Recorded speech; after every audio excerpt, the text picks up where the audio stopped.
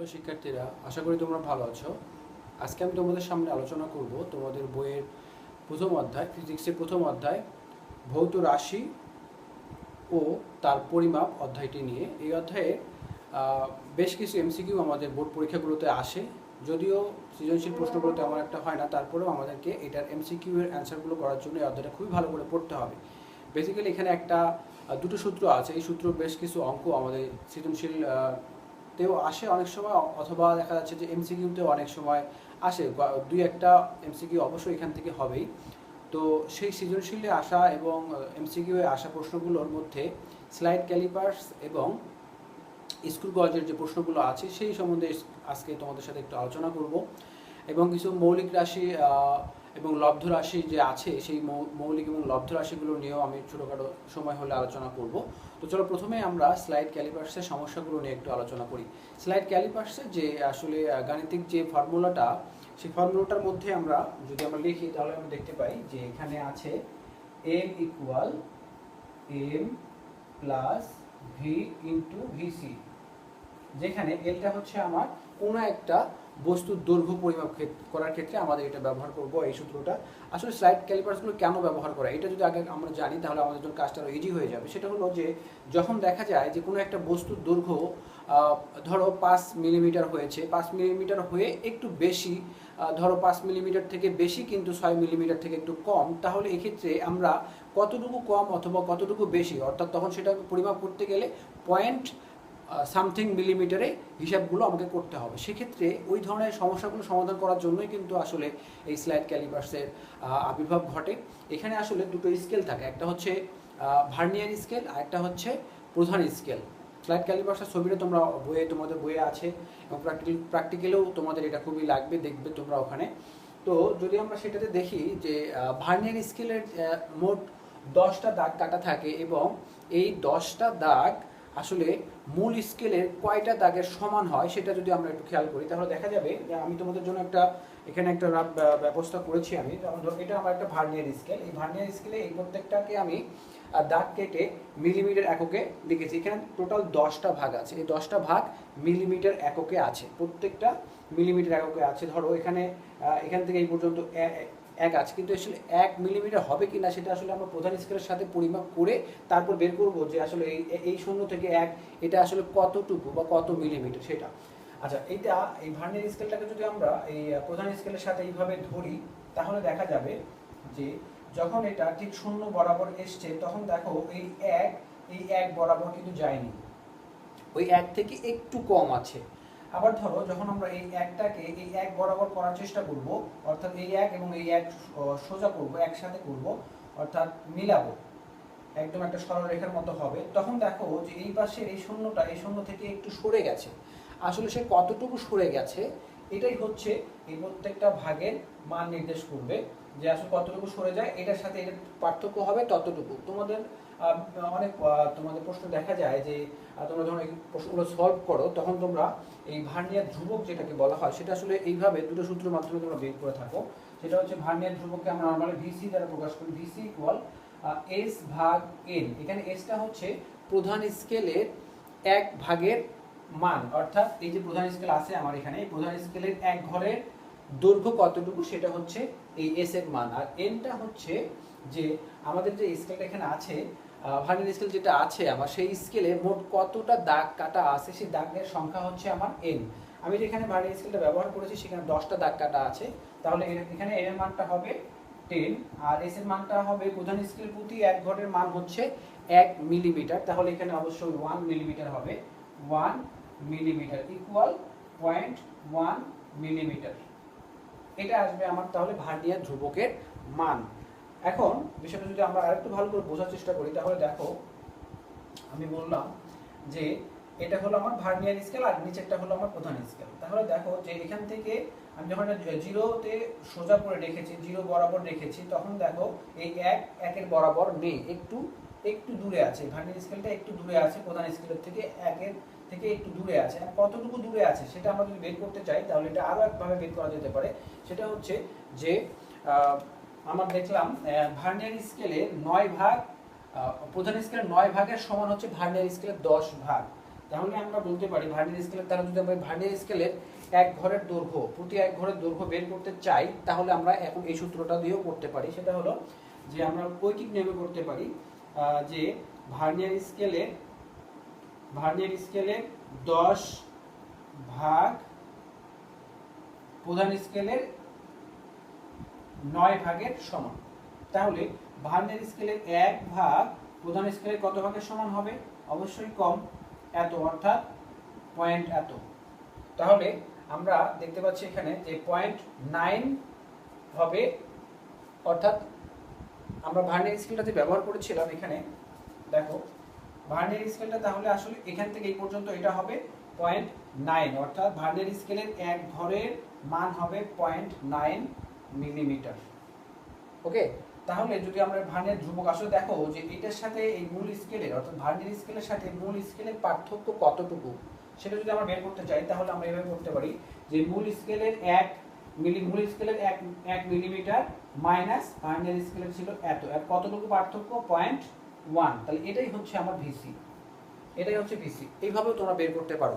আবার অনেক সময় দেখা যায় যে কিছু কিছু ম্যাথ তোমাদের দিয়ে থাকে যে ভার্নিয়ার স্কেলের 50 ভাগ প্রধান স্কেলের 49 ভাগের সমান। তাহলে সেক্ষেত্রে ভিসি এর মান বা ভার্নিয়ার ধ্রুবক যদি বের করতে বলা হয়, তাহলে সেক্ষেত্রেও আমরা ওইভাবে এই ঐকিক নিয়মের মাধ্যমে বের করতে পারি, অথবা আমরা সরাসরি এই সূত্র প্রয়োগ করেও বের করতে পারি।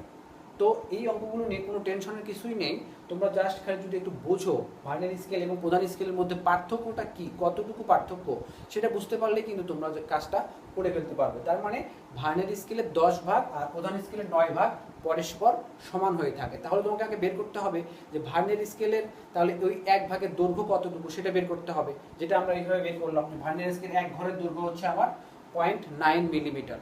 যেহেতু প্রধান স্কেলের 9 ভাগ আর ভার্নিয়ার স্কেলের 10 ভাগ পরস্পর সমান, তাহলে আমরা ঐকিক নিয়মে যদি করি যে ভার্নিয়ার স্কেলের 10 ভাগ হচ্ছে প্রধান স্কেলের 9 ভাগের সমান, অর্থাৎ ভার্নিয়ার স্কেলের 1 ভাগ হবে প্রধান স্কেলের 0.9 মিলিমিটার, অর্থাৎ ভার্নিয়ার স্কেলের এক ঘরের মান হবে 0.9 মিলিমিটার। তাহলে আসলে প্রধান স্কেল এবং ভার্নিয়ার স্কেলের এই দুটো স্কেলের মধ্যে পার্থক্য কতটুকু হলো?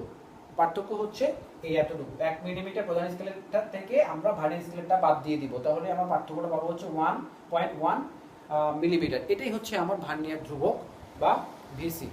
আচ্ছা, এইভাবে কিন্তু আসলে আমরা এই অঙ্কগুলো করে ফেলতে পারি।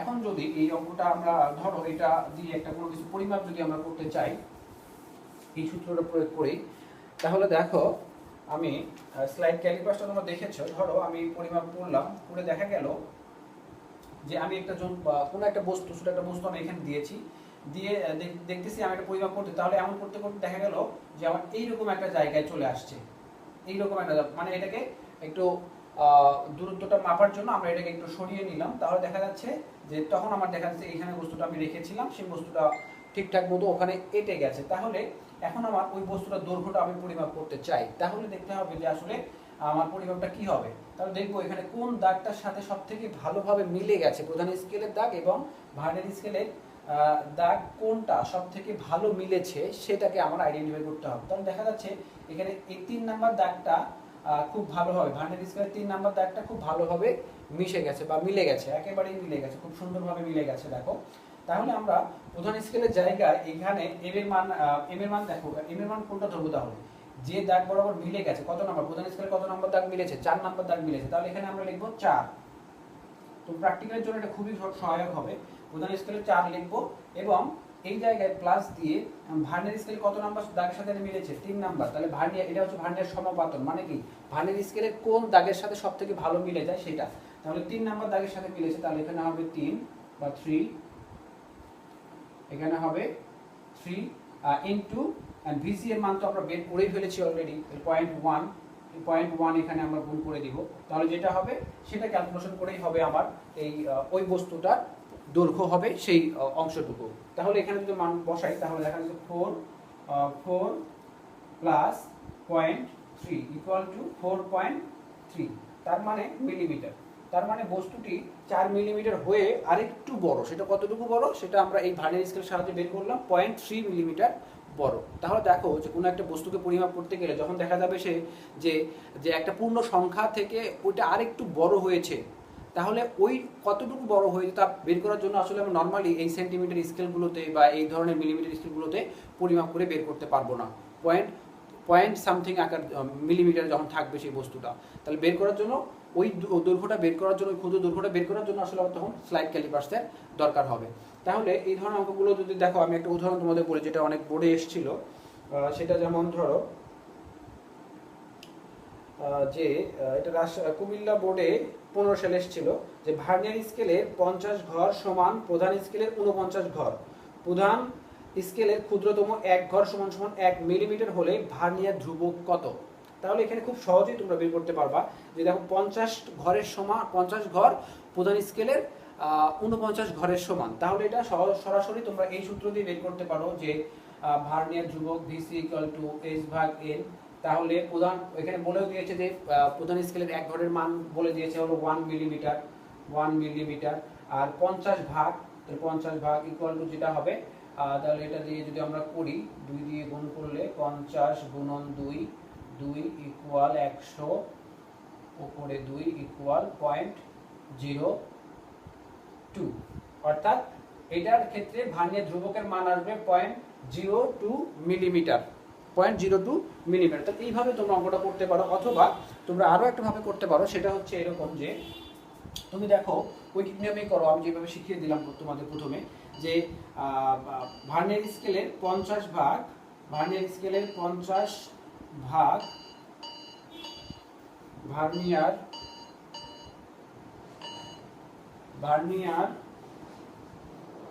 স্কেলের 50 ভাগ প্রধান স্কেলের 49 ভাগের সমান। অতএব ভার্নিয়ার স্কেলের 1 ভাগ হবে কি 49 ভাগ এত। এটা ক্যালকুলেশন করে দেখো কত আসে।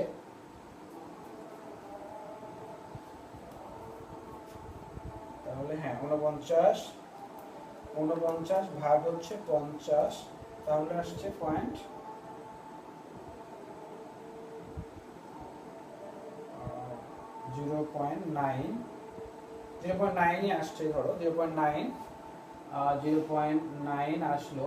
ওকে, তাহলে দেখো যে তাহলে এটা আসলে প্রধান স্কেলের সাথে যদি আমরা তুলনা করি, প্রধান স্কেলের সাথে তুলনা করি, তাহলে দেখা যাবে যে প্রধান স্কেলের এক ঘরের মান হচ্ছে 1 মিলিমিটার, আর এটার জন্য হচ্ছে ভার্নিয়ার স্কেলের জন্য হচ্ছে 0.9 মিলিমিটার। তারপরেও দেখা যাচ্ছে আমার এখানে কত আসলো, তাহলে পার্থক্য হচ্ছে আমার 0.1 মিলিমিটার, 0.1 মিলিমিটার। ওকে, এখানে ভার্নিয়ার স্কেলের 50 ভাগ, এটা 49 ভাগের সমান, তো ভার্নিয়ার স্কেলের 1 ভাগ হবে 49 ভাগ 50, অর্থাৎ এত। তার জন্য আমরা পেলাম, তাহলে পার্থক্য হচ্ছে আমার 0.1 মিলিমিটার। তাহলে এই স্কেলের জন্য আমার ভার্নিয়ার ধ্রুবক হবে 0.1 মিলিমিটার। আচ্ছা, 49 ভাগ আর এটা হচ্ছে 50 ভাগ, ক্যালকুলেশনে এত। ওকে, তাহলে এটার জন্য VC এর মান আসবে 0.98। আচ্ছা, 0.98 যদি আসে, আমার ক্যালকুলেশন একটু ভুল হলো, -1 করলে দাঁড়াবে 0.98 আসবে, সরি এখানে 0.98 আসবে। 0.98 যদি আসে তাহলে এখানে আসবে আমার 0.98, তাহলে এখানে ক্যালকুলেশন করে আসবে এত। ওকে, তাহলে এটা হলো আমাদের এই ক্ষেত্রে ওই ভার্নিয়ার স্কেল, মানে ওই ধরনের স্কেল যেটাতে আসলে 50টা দাগ কাটা থাকবে, সেই ধরনের স্কেলের ক্ষেত্রে আমার ভিসি এর মান আসবে 0.02। তাহলে এইভাবে 20টা ভাগের জন্য যদি 19 ভাগ সমান হয়, ভার্নিয়ার স্কেলের 20 ভাগ এবং প্রধান স্কেলের যদি 19 ভাগ সমান হয়, তাহলে সেক্ষেত্রে আরেকটা মান আসবে। তাহলে ক্যালকুলেশন করে এইভাবে করতে পারো, বা তোমরা এই সরাসরি এই সূত্র দিয়েও করতে পারো। তাহলে আশা করি তোমরা স্লাইড ক্যালিপার্স দিয়ে যে ধরনের সমস্যাগুলো হয়, তোমরা যদি এটা ভালো করে আরেকটু দেখো, মনোযোগ দিয়ে বুঝে পড়ো, তাহলে আশা করি তোমরা এখন আর তোমাদের জন্য এটা সমস্যা হবে না। তাহলে এম এর মানটা আসলে কি তোমরা দেখবা এখানে, যে আসলে প্রধান স্কেলের কত নাম্বার দাগের সাথে মিলেছে সেই দাগটা তোমাকে ওখানে লিখতে হবে, প্রধান স্কেল পার্ট। এমটা হলো প্রধান স্কেলের পার্ট, আর এখানে হচ্ছে যে ভার্নিয়ার স্কেলের কত নাম্বার দাগের সাথে এটা খুব ভালোভাবে মিলে গেছে, সেটা হচ্ছে আমার ভার্নিয়ার স্কেলের পার্ট, যেটা হলো 3 নাম্বার দাগের সাথে মিলে গেছে, তাই এখানে 3। আর ভার্নিয়ার ধ্রুবক হচ্ছে, আমরা এটা ক্যালকুলেশন করে আগে বের করেছি, এইভাবে বা এইভাবে বের করতে পারো। বের করে তোমরা এখানে জাস্ট মানটা বসাই দিবে 0.1, তাহলে গুণ করে ক্যালকুলেশন করে যেটা আসবে সেটাই হবে ওই বস্তুটার জন্য দৈর্ঘ্য। ওকে, তাহলে এটা হলো আমাদের স্লাইড ক্যালিপার সম্বন্ধে এইটুকু আমরা জানলেই চলবে। এরপরে আসি স্ক্রু গজ। স্ক্রু গজ দিয়ে আসলে আমরা কি করি, কোনো একটা চিকন বস্তুর ব্যাস পরিমাপ, ধরো সেটা সিলিন্ডার আকৃতির হতে পারে, সেটা হতে পারে চুল, হতে পারে ধরো তোমার একটা কলম, হতে পারে তোমার একটা পেন্সিল ইত্যাদি, এই টাইপের কোনো একটা বস্তুর জন্য আমরা আসলে ওই স্ক্রু গজ ব্যবহার করি। স্ক্রু গজের কি থাকে আসলে, একটা বৃত্তাকার স্কেল থাকে আর একটা হচ্ছে রৈখিক স্কেল। এখানে যেমন ভার্নিয়ার স্কেলের ক্ষেত্রে দুটো স্কেল থাকে, প্রধান স্কেল এবং ভার্নিয়ার স্কেল, ঠিক স্ক্রু গজের ক্ষেত্রেও দুই ধরনের স্কেল থাকবে, একটা হচ্ছে বৃত্তাকার স্কেল আর একটা হচ্ছে তোমার প্রধান স্কেল।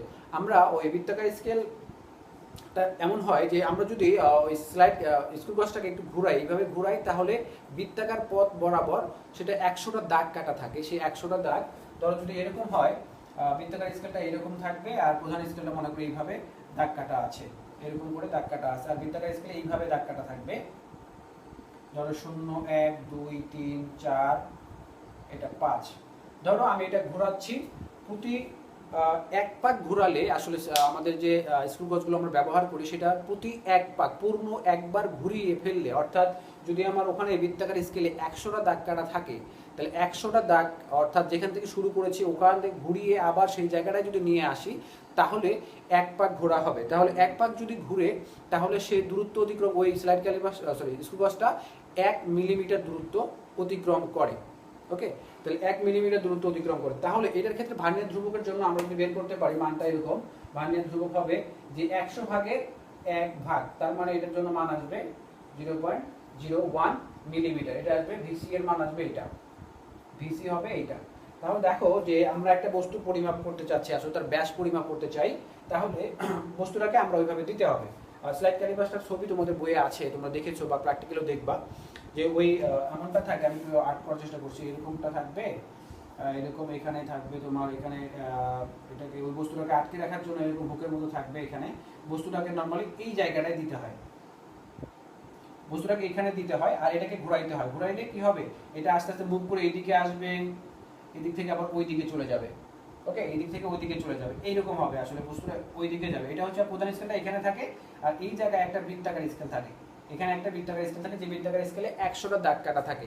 আর ওই বৃত্তাকার স্কেল পূর্ণ একবার যদি আমরা ঘোরাই, তাহলে 1 মিলিমিটার দূরত্ব বা এটা 1 মিলিমিটার ওইদিকে সরে যাবে। তাহলে ধরো আমরা কোনো একটা বস্তুকে পরিমাপ করতেছি, সেই বস্তুটাকে আমরা এর ভিতরে দিলাম, দিয়ে দেখা গেলো আমরা প্যাচটা ঘুরিয়ে যখন টাইট হয়ে গেল, বস্তুটা ওখানে আটকে গেছে, মনে করো এখানে আটকে গেল, তখন আমরা দেখলাম যে এটা এই প্রধান স্কেলটা এই 5-এ আছে, প্রধান স্কেলটা 5-এর কাছাকাছি গিয়ে সে আরেকটু ওইদিকে চলে গেছে, তার মানে এটা 5-এর চেয়ে একটু বেশি কিন্তু 6-এর চেয়ে কম। এখন 5-এর চেয়ে একটু বেশি, কতটুকু বেশি, যদি 5 ঠিক একদম 5-এই আসতো, তাহলে এই প্রধান স্কেলের এই 5 নাম্বার দাগটা একদম এই বৃত্তাকার স্কেলে 0 নাম্বার দাগ। আসলে এটা তোমরা যদি স্লাইড স্ক্রু গজটা দেখতে, এখন দেখে প্র্যাকটিক্যালি তোমাদের দেখানো যেত, আরো ক্লিয়ার হতো। তাহলে দেখো যে এই স্ক্রু গজের এই 0 দাগটা এই 5-এর এই দাগ বরাবর থাকবে, একদম সোজা স্ট্রেট থাকবে।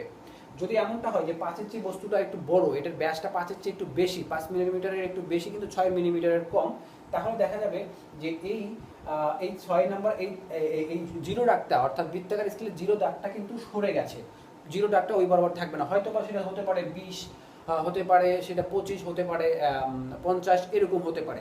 তাহলে দেখো, যদি ধরো আমরা ধরে নিলাম যে এই বরাবর এই লেভেলে এসে 20 নাম্বার দাগটা ওই লেভেলে চলে এসছে, 0 না থেকে এখানে 20 নাম্বার দাগটা চলে আসছে, তাহলে আসলে আমার ভার্নিয়ার ধ্রুবকটা কি হবে, তখন আমরা বলবো যে সেটা 100 ভাগের 20 ভাগ অতিক্রম করেছে। তাহলে ক্যালকুলেশন করে যেটা হবে 0.02, তখন আমার ওই জায়গায় যেটা হবে সরাসরি মানটি বসিয়ে দিলেই হবে। তাহলে আমরা এটা একটা সূত্র, যেটা D ইকুয়াল তোমার প্রধান স্কেলের পার্ট, ধর প্রধান স্কেলের পার্ট আমরা 5 পেয়েছি, এখানে 5 প্লাস ভার্নিয়ার সংখ্যা আমার 20-এ চলে আসছে, এখানে 20 চলে আসছে, আর আমরা ভার্নিয়ার ধ্রুবক বের করে রেখেছি অলরেডি, এটা ক্যালকুলেশন করলে কিন্তু আমাদের মানটা আসবে। অথবা আমরা এই মানটা সরাসরি এখানে বসিয়ে দিতে পারি, অর্থাৎ এই যে আমরা এখানে যে ক্যালকুলেশন এই মানটা পেয়েছি এখানে, সেই মানটাই সরাসরি এখানে বসিয়ে দিতে পারি 0.2। এটা কোন করে দেখবা, তাও ওই 0.2 আসবে, তাহলে এটা পাইতেছি আমরা এত, অর্থাৎ ওই বস্তুটার ব্যাস আসলে 5.2 মিলিমিটার। এই যে অতিরিক্ত 2 মিলিমিটার আমাদেরকে বের করতে হলো, এটা আসলে নর্মালি আমরা সেন্টিমিটার স্কেলে সূক্ষ্মভাবে এটা আমরা এইভাবে বের করতে পারবো না এক্স্যাক্টলি। এই জন্য আমাদের কিন্তু এই স্ক্রু গজটার ব্যবহার হয়েছে এই 0.2 মিলিমিটার দৈর্ঘ্যটা বের করার ক্ষেত্রে বা বের করার জন্য কিন্তু আমরা আসলে স্ক্রু গজটা এখানে ব্যবহার করেছি। তাহলে স্ক্রু গজের ব্যবহারটা আমরা এইভাবে অঙ্কগুলো করতে পারি, যে অঙ্কগুলো আসবে তোমরা এটা এইভাবে দেখতে পারো। এরপর আসে আমরা কিছু লব্ধ রাশি এবং মৌলিক রাশির যে বিষয়গুলো আসে পরীক্ষায়। আর আরেকটা মজার বিষয় হলো, তোমরা যদি কোনো একটা রাশির একক জানো তাহলে সেখান থেকে তার মাত্রাটাও বের করতে পারবে, মাত্রাটা বের করতে পারো। যেমন ধরো বেগের মাত্রা যদি আমাদেরকে বের করতে বলা হয়, বেগ সমান সমান আমরা কি জানি, বেগ সমান সমান হচ্ছে সরণ বাই সময়।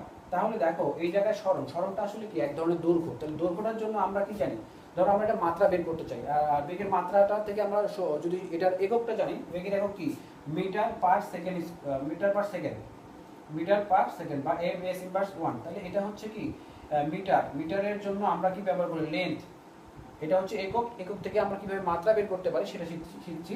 দেখো যে এটা হচ্ছে মিটার, মিটারের একক হচ্ছে কি লেন্থ বা দৈর্ঘ্য, সরি দৈর্ঘ্যের একক হচ্ছে মিটার। তাহলে এই মিটারের জন্য আমরা লেন্থ এখানে লিখতে, লেন্থের বড় এল লিখবো এখানে।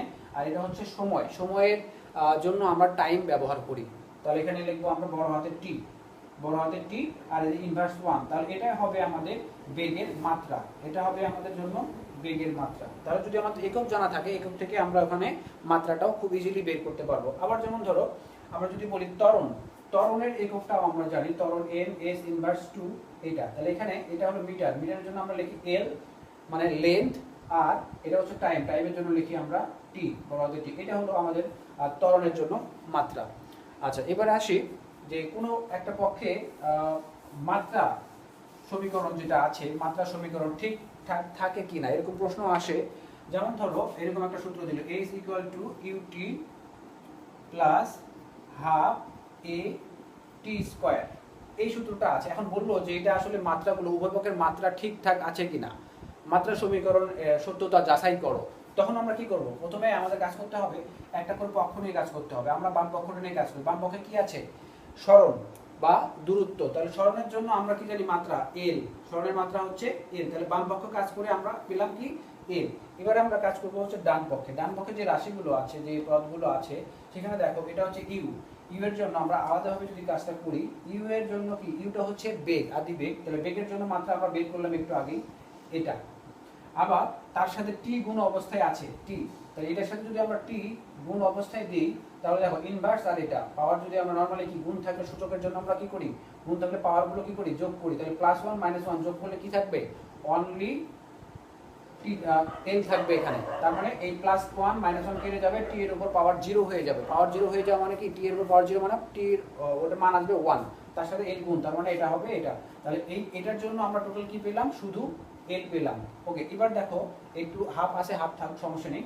এবার আসবো এ তে, এর জন্য আমরা মাত্রা বের করেছিলাম একটু আগে, এর জন্য মাত্রা হচ্ছে এল টি ইনভার্স 2, এর সাথে আবার টি স্কয়ার গুণ অবস্থায় আছে। তাহলে যদি আমরা এটাকে টি স্কয়ারটাকে গুণ অবস্থায় লিখি তাহলে এইভাবে লেখা যাবে, আবার গুণ অবস্থায়। তাহলে দেখো টি স্কয়ার এখানে টি ইনভার্স -2 পাওয়ার আর এখানে +2 পাওয়ার, এই +2 -2 কাটাকাটি হয়ে গেলে এখানে অনলি এল থাকবে। তাহলে এখানেও আমাদের এটার জন্য এল পাইলাম, এটার জন্য এখানে কাটাকাটি করে আমরা এল পেয়েছি। যদিও এখানে দেখা যাচ্ছে যে এখানে আছে হাফ এল, এখানে আছে একটা এল।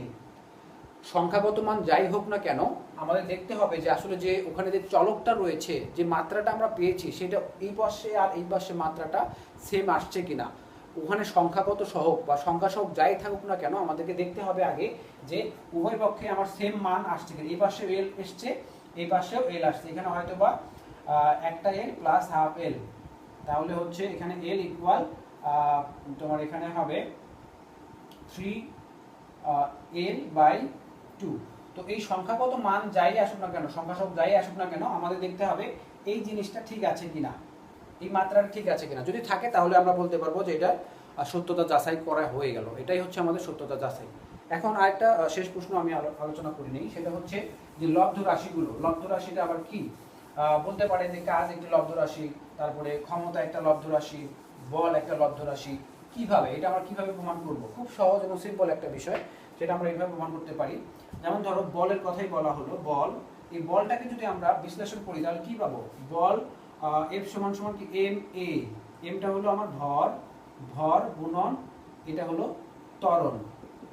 ওকে, ভর একটা মৌলিক রাশি, ভরকে আর ভাঙা যায় না, ভরটা যেমন ছিল সেভাবে রাখো, তাহলে ভর ইনটু ত্বরণ, ত্বরণকে আবার ভাঙা যায়, ত্বরণ মানে কি বেগ ভাগ সময়, আবার ভর মৌলিক রাশি গুণন বেগটাকে আবারও ভাঙা যায়, বেগ মানে কি সরণ ভাগ সময়, তো সরণ ভাগ বেগটা উপরে আছে তার মানে বেগটাকে ভাঙালে আমরা সরণ ভাগ সময় পাবো, সরণ ভাগ সময়, নিচে একটা সময় ছিল আরো একটা সময় যদি ভাগ হয়ে যায় তাহলে হয়ে যাবে সময় স্কয়ার সমান যদি আমরা এটাকে এখন লিখি বা এখন দেখো যে এটাকে আর ভাঙা যায় কিনা, সরণকে আর ভাঙা যায় কিনা, সরণকেও ভাঙা যায় না, সময়কেও ভাঙা যায় না, ভরকেও ভাঙা যায় না, তাহলে সরণ এক ধরনের দূরত্ব। তাহলে দেখো এই জায়গাটায় আমরা এই একটা জিনিসকে ভেঙে মানে একটা রাশিকে ভেঙে এই একটা রাশিকে ভেঙে আমরা এখানে তিনটা আলাদা মৌলিক রাশি পেয়েছি।